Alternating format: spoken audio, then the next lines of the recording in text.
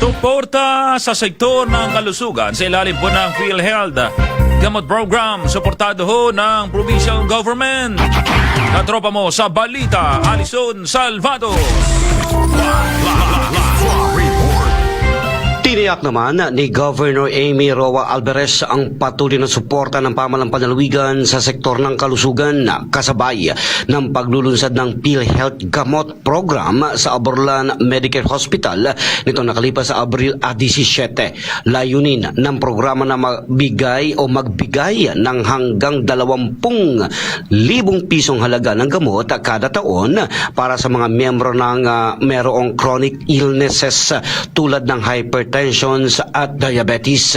Binigyan din ng gobernadora ang kahalagahan ng pagtutulungan ng lokal na pamahalaan at ng PhilHealth upang masigurong maayos ang paghahatid ng serbisyong medikal sa publiko. Kasabay nito, pinasinayaan rin ang bagong Medical Arts Building ng ospital upang higit pang mapalakas ang kanilang serbisyo. Dumalaw sa naturang aktibidad ng mga opisyal ng PhilHealth at lokal na pamahalaan bilang suporta sa patuloy na pagpapabuti ng serbisyong pangkalusugan sa Palawan.